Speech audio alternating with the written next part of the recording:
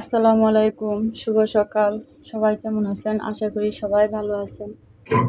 আলহামদুলিল্লাহ, আল্লাহ যেভাবে রাখছে সেভাবে শুক্রিয়া। আপনাদের সবার পেজের কি অবস্থা অবশ্যই জানাবেন। আমি সারা দিন পেজে সময় দিয়েও আমার ভিডিওতে কোনো ভিউ কোনো কিছুই হয় না। আমার মনটা খুবই খারাপ। কি করব আমি বুঝতেই পারতেছি না। মানে এত সময় নষ্ট করি পেজের ভিতর, যা কিনা বলার মতো না।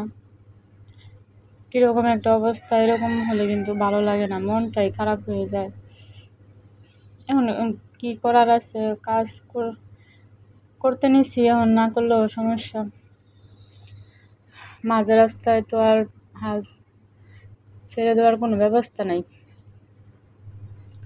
যাই হোক, সকালবেলা আমি আজকে রান্না করতেছি দুন্দুল বলি আমরা এটাকে, এখন কোন জায়গায় কি বলে আমি জানি না।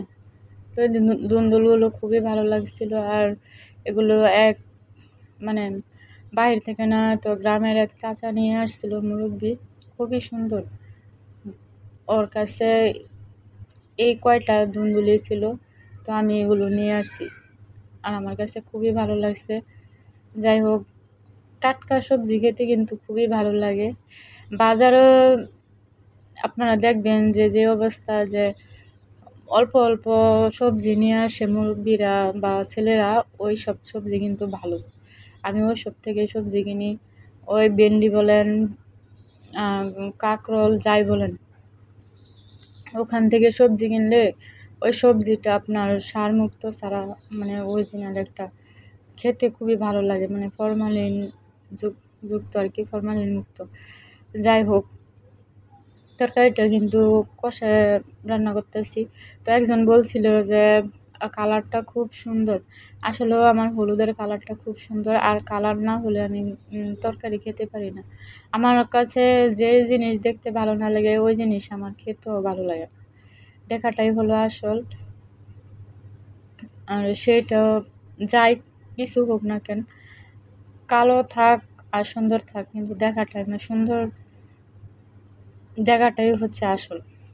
আমার সেরকম অবস্থা আর কি।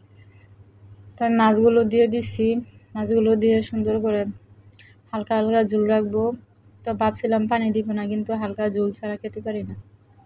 হালকা ঝোল লাগে আমাদের বাসায় আর কি, আমরা ঝোল খাই বেশি আর কি। ঝোল অল্প হলে খেতে পারি না। ঝোলের তরকারির ভিতর ঝোল কম হলে একদম খেতে পারি না। দেখেন, তরকারিটা কিন্তু খুব সুন্দর হয়েছে, আর সবজিগুলো কিন্তু একদম সবুজ। সবাই ভালো থাকবেন। আল্লাহ হাফেজ।